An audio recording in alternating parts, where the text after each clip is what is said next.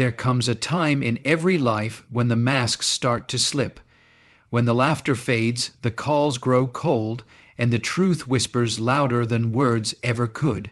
You see, God is not just a builder of dreams, He's a revealer of hearts.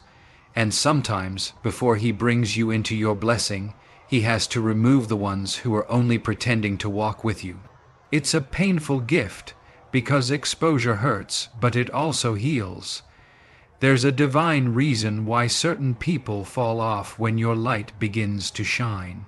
They were never for you, they were just around you. Some folks clap with their hands, but curse with their hearts. Some smile at your success, but secretly pray for your fall, and God, in His infinite mercy, sees what you don't. So don't cry over the ones who left, don't chase after those who betrayed you. When God reveals a fake person, He's doing divine surgery, cutting off what cannot grow with you. Tonight, I want to talk to you about how God shows you the truth, and why it's one of the most powerful blessings you'll ever receive. Sometimes we think God's blessings only come in the form of promotions, breakthroughs, and open doors. We pray for elevation, and we expect new opportunities, new friendships, new beginnings. But what if I told you that one of the greatest blessings God can give is revelation?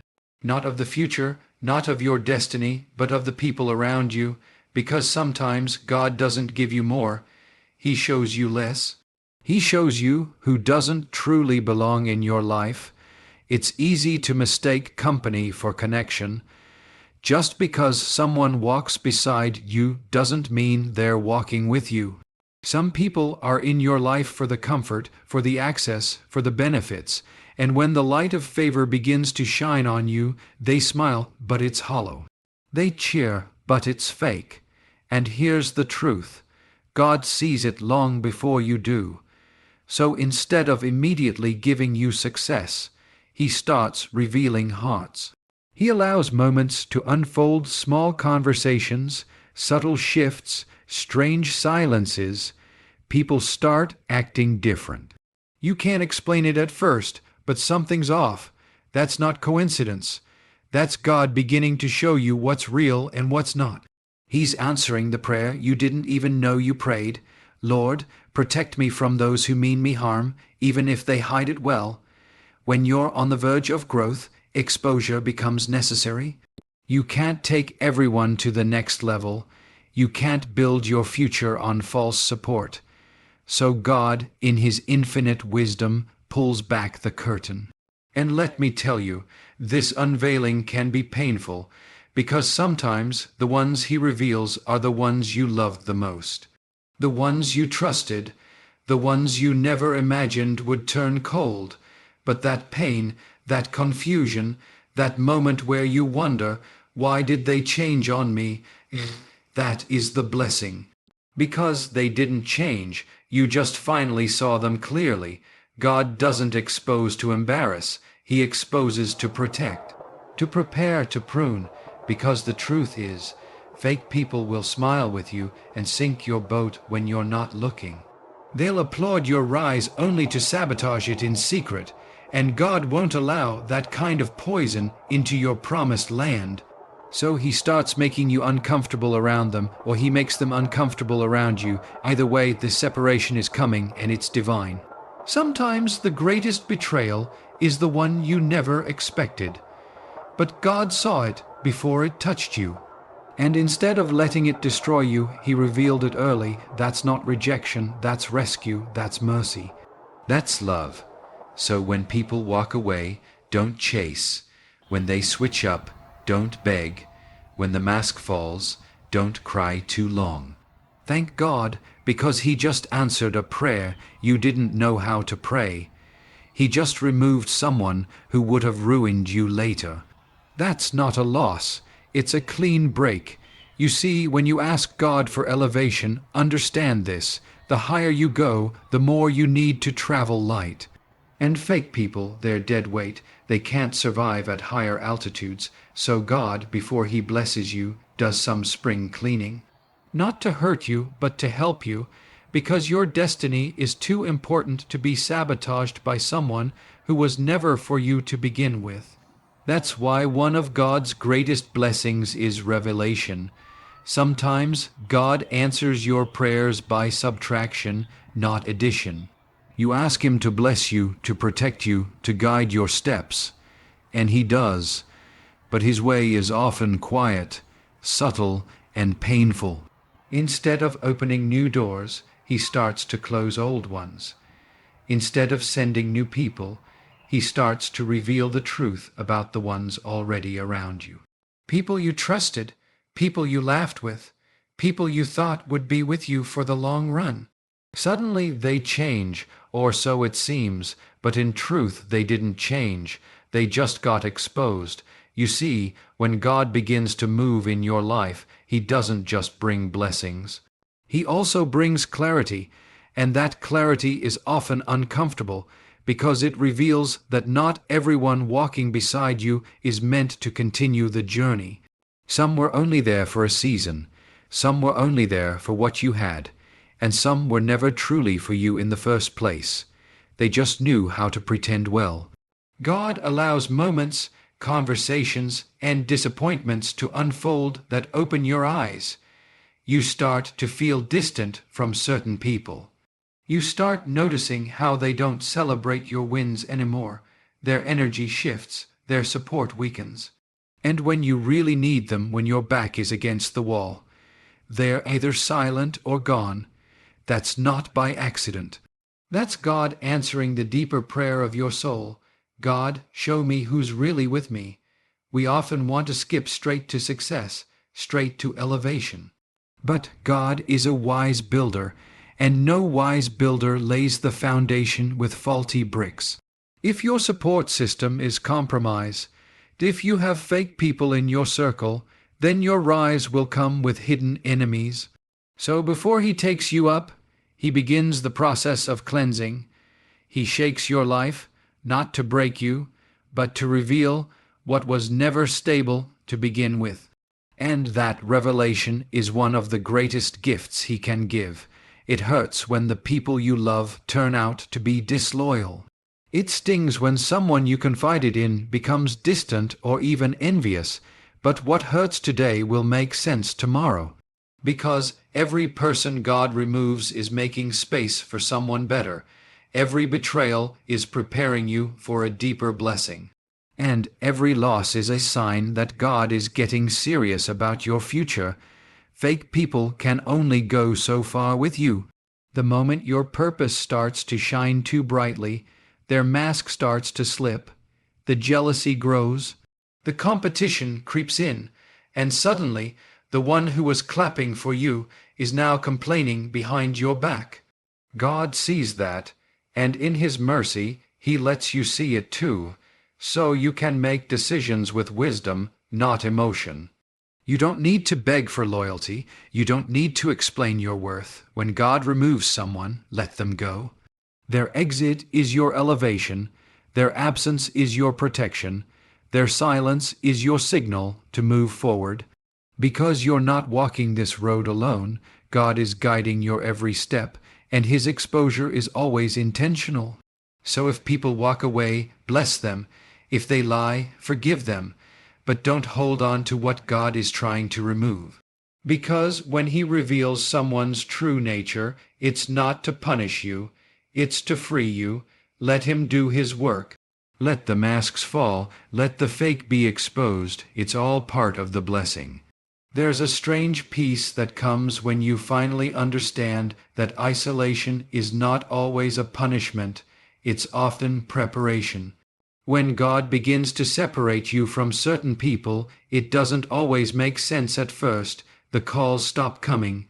The invitations dry up. Conversations feel forced, and the connection you once had suddenly feels like a distant memory. You wonder if you did something wrong. You start questioning yourself. But what if I told you it's not you? What if I told you it's God, pulling you back, setting you apart, not to leave you empty, but to make room for something deeper? You see, isolation isn't a sign that you're abandoned. It's a sign that God is drawing you closer to Him. Sometimes the noise of too many voices drowns out the one voice that matters most. so He quiets your surroundings. He removes the distractions, and yes, that often includes people you thought would be there forever. People you laughed with, grew with, leaned on, but God sees the heart. He knows who's genuine and who's simply convenient. When He isolates you, it's not just to reveal others, it's to reveal you to yourself. In the silence, you begin to see your own patterns. You start to hear your own thoughts more clearly. You come face to face with the truth you've been too busy to notice. That some relationships were built on routine, not realness. That some friendships were based on your struggle, not your strength. And now that you're growing, evolving, healing, they can't recognize you anymore. It's in isolation where God speaks the loudest. Where He gives you eyes to see what you were blind to before. You realize that some people only loved the broken version of you. The insecure you, the struggling you, because that version didn't challenge them. But now that you're rising, becoming whole, becoming clear, they feel threatened. And so God pulls you away, not to make you lonely, but to protect you from sabotage you didn't see coming. We often resist isolation because we equate it with rejection. But sometimes rejection is God's redirection.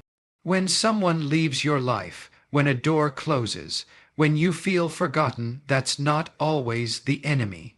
That's divine intervention, God removing you from spaces and circles that can't handle where He's taking you next. You can't fly with people who are scared of heights. You can't grow with people who fear your growth. So God separates, He prunes, and yes, it hurts, but the pain is purposeful, the discomfort is necessary. Because transformation never happens in the crowd, it happens in the wilderness. Think of every major figure God used in Scripture. Before the assignment came isolation, before the mission came separation. David was alone in the fields. Joseph was thrown into a pit. Moses was exiled in the desert. Even Jesus withdrew from the crowd, because some revelations can only come when the noise stops, and all that remains is you and God. So, if you find yourself alone in this season, don't fight it. Don't rush to fill the silence. Let it speak to you. Let God minister to you. Let Him heal what you didn't know was broken. And trust that the same God who pulled you away is the same God who will reintroduce you stronger, wiser, and surrounded by people who are real. Isolation is not the end. It's the beginning of clarity. It's where fake people fade out and God's voice becomes unmistakably clear. Embrace the season. God is doing something sacred behind the scenes. It's easy to love people when life is good. When the sun is shining, the money is flowing, and the blessings seem endless. Everybody wants to stand beside you. Smiles are wide, hands are extended, and support feels effortless. But here's the truth that time and experience will always teach you. Life's hardest seasons will show you who's real. When the storm comes, the masks fall. When the struggle hits, the loyalty is tested, because the truth doesn't hide in comfort. It shows up in crisis.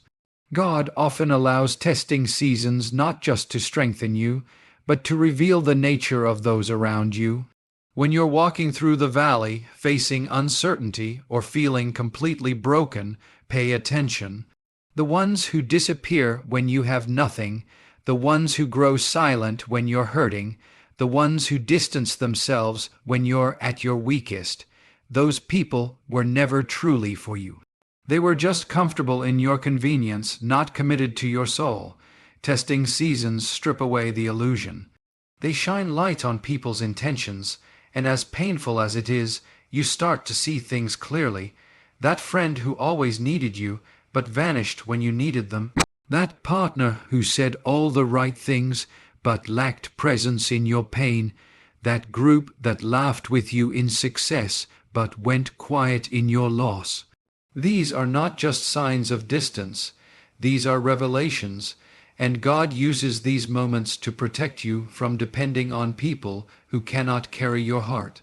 Some of your biggest disappointments weren't accidents, they were divine disclosures. They were moments God allowed to shield you from deeper heartbreak later. You prayed for truth, you asked for guidance, and so God, in His mercy, allowed a crisis to bring clarity. That's why storms are necessary, not because God wants you to suffer, but because He wants you to see. See who's really standing with you. See who's strong enough to hold your hand when things fall apart. See who loves you, not just what you give. It's in your testing that the real ones stand tall. They call. They check in, they show up, not just with words, but with presence, not for attention, but out of love. These people are rare and they are real. And when God reveals them, hold them close. Because anyone can ride with you in the limo, but only a few will walk with you when the road is rough. Some people are seasonal. They come into your life to teach you, to challenge you, or even to wound you so you can grow. But not everyone is meant to stay, and that's okay. Let them go without bitterness. Let their absence become a testimony of God's protection, not a prison of your pain. Because if they couldn't love you in your low season, they don't deserve a seat in your next level. Understand this. Testing seasons are holy ground. They are sacred appointments where God refines your spirit and filters your circle. They prepare you for the next chapter by closing the last one with truth, so don't curse the trial. Don't mourn the exposure. Let it strengthen your discernment. Let it purify your relationships. Let it teach you that sometimes the biggest blessings come disguised as breaking points. In the end, testing doesn't just reveal your faith, it reveals your tribe. And once you know who's real, you can walk forward with confidence, knowing that the people beside you aren't just for the journey, they're for your soul.